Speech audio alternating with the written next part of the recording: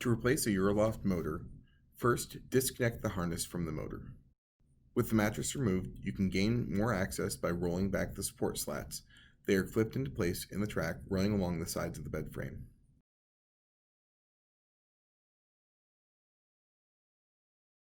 With the motor harness disconnected, we now need to disconnect the motor bracket from the motor support bracket. There will be 3 bolts passing through these and into the motor. Make a note of the position of each so that you can mount the new motor the same way as the old one. Some bolts may require some patience to remove due to their positioning.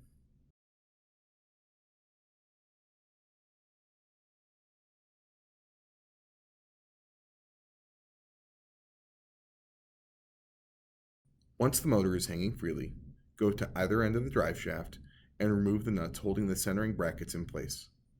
Repeat this process on both sides. While moving forward with the next steps, be sure to prevent any of the belts from unspooling on their respective drive shaft. If one does come free, be sure that the belt is rewrapped the same number of times around as the rest of the belts on the shafts.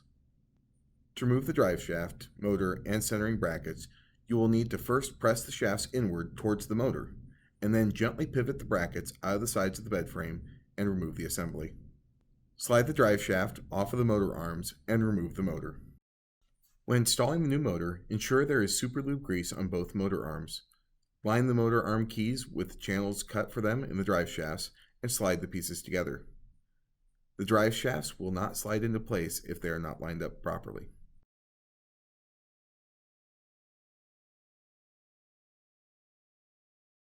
With the assembly reconstructed, raise it back into place on the bed frame rails. You will again need to press the drive shafts in towards the motor and pivot the centering brackets into their slots. Carefully line the shaft up to its original placement before tightening the brackets down. To get the centering brackets secured, you may need to use a pick tool to push the threaded portion of the rear plate forward into the centering bracket. This will allow you to start the nuts by hand, which in turn will help reduce the risk of cross-threading.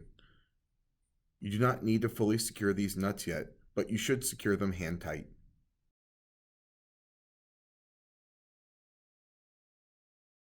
With the drive shaft secured enough to prevent it from falling out, we need to re-secure our motor. Carefully align the motor, motor bracket, and motor support bracket, and then secure their positioning by placing the bolts in their respective spots. Start the bolts by hand to ensure they will not cross their threads and continue to tighten by hand.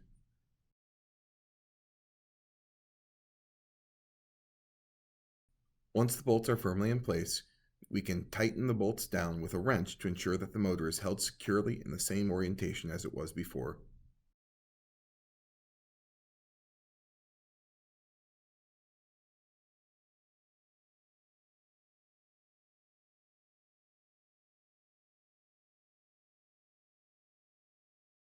With the motor secure, ensure the drive shaft is straight and finish tightening your nuts for the centering brackets to prevent the shaft from moving out of line. Repeat this for both sides. Remember to check that all of your belts are wound cleanly and evenly, and then you can replace the support slats of the bed. Unroll the slats into position and click them back into their rails. Finally, reconnect the motor harness and test that the system is operating properly.